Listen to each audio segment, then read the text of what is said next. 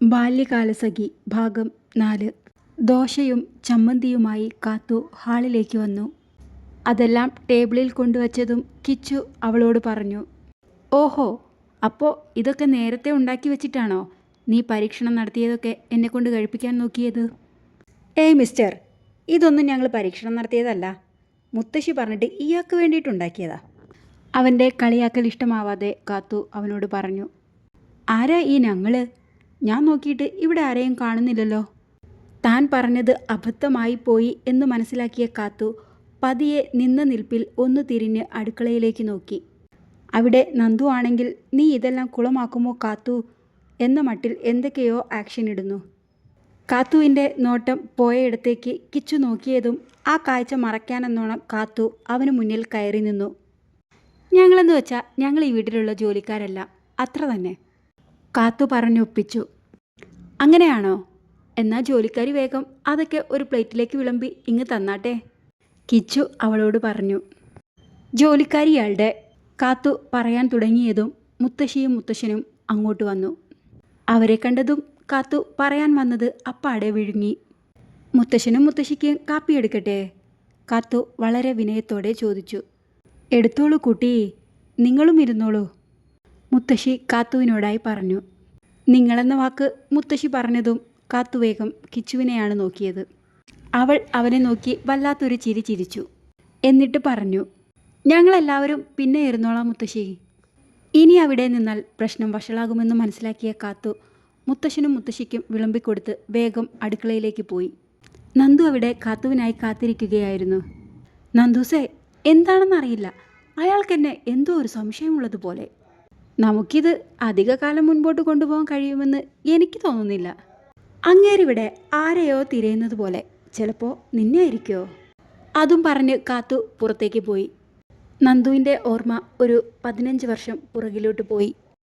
കിച്ചുവേട്ടൻ നന്ദൂട്ടിയെ വിട്ട് പോവുകയാണോ? ഇല്ല നന്ദൂട്ടി, കിച്ചുവേട്ടൻ ഉറപ്പായിട്ടും തിരിച്ചു വരും എൻ്റെ നന്ദൂട്ടിക്ക് വേണ്ടിയിട്ട്. അതുവരെ നന്ദൂട്ടി നല്ല കുട്ടിയായിട്ട് ഇരിക്കണം. അതായിരുന്നു നന്ദുവിന് കിച്ചുവിനെക്കുറിച്ചുള്ള ഓർമ്മകളിൽ ഏറ്റവും തെളിച്ചമുള്ളത്. കാത്തു വന്ന് കയ്യിലൊരു പിച്ചു കൊടുത്തപ്പോഴാണ് നന്ദു ഓർമ്മയിൽ നിന്നും ഉണർന്നത്. വാടി, കഴിക്കാം. അവർ രണ്ടുപേരും ദോശയും ചമ്മന്തിയും 2 പ്ലേറ്റിലായി എടുത്ത് പുറത്തെ അടുക്കള വരാന്തയിലേക്ക് നടന്നു. ചിലപ്പോഴൊക്കെ അവർ അവിടെ ഇരുന്നാണ് ഭക്ഷണം കഴിക്കാറ്. ഹാളിൽ കിച്ചു ഭക്ഷണം കഴിച്ച് എഴുന്നേറ്റു. പ്രത്യേകിച്ചൊന്നും ചെയ്യാനില്ലാത്തതിനാൽ തൻ്റെ മുറിയൊന്ന് മോഡിഫൈ ചെയ്യാമെന്ന് അവൻ തീരുമാനിച്ചു. ബാക്കിയുള്ള സ്യൂട്ട് കേസെല്ലാം കാറിൽ നിന്നും എടുത്ത് അവൻ മുറിയിൽ കൊണ്ടുവച്ചു. അതിൽ മുത്തശ്ശനും മുത്തശ്ശിക്കും വേണ്ടിയുള്ള പെട്ടി അവൻ പ്രത്യേകം മാറ്റിവെച്ചു. ബാക്കിയുള്ള പെട്ടികളിലെ സാധനങ്ങളെല്ലാം പുറത്തെടുത്ത് അവൻ ഷെൽഫിൽ വൃത്തിയായി അടുക്കി വെച്ചു. പെട്ടിയുടെ ഏറ്റവും അടിയിലായിരുന്നു അവൻ നിധി പോലെ കരുതിയിരുന്ന ആ സാധനം സൂക്ഷിച്ചു വച്ചിരുന്നത്. കിച്ചുവിൻ്റെയും നന്ദുവിൻ്റെയും കല്യാണ ഫോട്ടോ. കിച്ചുവിൻ്റെ അപ്പച്ചിയുടെ മകൻ ശരത് ഇപ്പോൾ ഫ്രാൻസിൽ അറിയപ്പെടുന്ന ഒരു ഫോട്ടോഗ്രാഫറാണ്. കഴിഞ്ഞ വെക്കേഷനിൽ ഫ്രാൻസിൽ പോയപ്പോഴാണ് ശരത്തിൻ്റെ ഫോട്ടോ കളക്ഷനിൽ നിന്നും കിച്ചുവിന് ആ പഴയ ഫോട്ടോ ലഭിച്ചത്. അവനത് കയ്യോടെ പൊക്കി ഒരിക്കലും കേടുവരാത്ത വിധത്തിൽ ഫ്രെയിം ചെയ്യിപ്പിച്ചു. നന്ദുവിനെക്കുറിച്ച് അവൻ എന്നും ഓർക്കാറുണ്ടായിരുന്നെങ്കിലും അവളെ കാണണമെന്ന അടങ്ങാത്ത ആഗ്രഹം ഉണ്ടായത് ആ ഫോട്ടോ കണ്ടതിന് ശേഷമാണ്.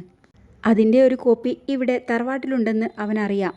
പക്ഷേ അത് സ്വന്തമാക്കാൻ ഒരു വഴിയും ഇല്ലാതെ ഇരിക്കുമ്പോഴാണ് പ്രതീക്ഷിക്കാതെ ആ ഫോട്ടോ അവൻ്റെ കയ്യിൽ വന്നു ചേരുന്നത്. കിച്ചു ആ ഫ്രെയിം അവൻ്റെ കയ്യിലെടുത്തു. അവൻ കൈകൊണ്ട് പതിയെ അതിലൊന്ന് തലോടി. എല്ലാ ദിവസവും ആ ഫോട്ടോ എടുത്ത് നോക്കാറുണ്ടായിരുന്നെങ്കിലും അന്ന് ആദ്യമായി അവൻ അതിലൊരു കാര്യം കണ്ടുപിടിച്ചു. ഇതവളല്ലേ? ഫോട്ടോയിൽ ഏറ്റവും അറ്റത്തായി കൈ കെട്ടി നിൽക്കുന്ന ആ കുറുമ്പിയെ നോക്കിക്കൊണ്ട് അവൻ പറഞ്ഞു. വെറുതെ അല്ലടി കാന്താരി, നിന്നെ ആദ്യം കണ്ടപ്പോഴേ എനിക്ക് നല്ല മുഖപരിചയം തോന്നിയത്. നീ കാത്തുവല്ലേ, കാവേരി? എപ്പോഴും എൻ്റെ നന്ദുവിനെ മാന്തുകയും പിച്ചുകയും ചെയ്യുന്നവള്. നിന്നെ ഞാൻ ശരിയാക്കി തരാമടി, നിനക്ക് ഞാൻ വച്ചിട്ടുണ്ട്. അതും പറഞ്ഞ് കിച്ചു ആ ഫോട്ടോ ഫ്രെയിം ആരും കാണാത്ത വിധത്തിൽ ഷെൽഫിനുള്ളിൽ ഒളിപ്പിച്ചു വെച്ചു. താഴെ അടുക്കളയിൽ തകൃതിയായി പാചകം നടക്കുകയാണ്. കിച്ചുവിന് വേണ്ടി നല്ല ഒന്നാന്തരം സദ്യ ഒരുക്കുകയാണ് അവർ. കിച്ചു ഒന്നും ആവശ്യപ്പെട്ടിട്ടുണ്ടായിരുന്നില്ല. എല്ലാം നന്ദുവിൻ്റെ ആഗ്രഹപ്രകാരമാണ് തയ്യാറാക്കുന്നത്. എടി നന്ദു, നീയല്ലേ രാവിലെ എന്നോട് പറഞ്ഞത് ഇന്ന് ഞാൻ ഒരു ജോലിയും ചെയ്യണ്ടെന്ന്? എന്നിട്ടിപ്പോൾ ഈ കാണിക്കുന്നത് ചതിയല്ലേ? കാത്തു നന്ദുവിനോട് പറഞ്ഞു. ഞാൻ അങ്ങനെയൊക്കെ പറയും. അത് കാര്യമായിട്ടെടുക്കാൻ നിന്നോടാരാ പറഞ്ഞത്? സാമ്പാറിന് ഉപ്പ് നോക്കിക്കൊണ്ട് നന്ദു പറഞ്ഞു. ഹാ, അങ്ങനെയാണെങ്കിൽ നിന്റെ കിച്ചുവേട്ടൻ പോകുമ്പോഴേക്കും എന്നെ തെക്കോട്ടെടുക്കേണ്ടി വരും. ദേ കാത്തു, കളിക്കല്ലേട്ടോ. ഇത് തീർന്നടി, നമുക്കിപ്പോൾ ഫ്രീ ആവാം. ആ അവിയലൊന്ന് നോക്കൂ നീ. അതും കൂടെ സെറ്റായാൽ നമുക്കെല്ലാം ടേബിളിൽ എടുത്ത് വെച്ചിട്ട് ഇവിടുന്ന് മുങ്ങാം. നന്ദു കാത്തുവിനോട് പറഞ്ഞു. ഓക്കേടി. കാത്തു അത് അംഗീകരിച്ചു.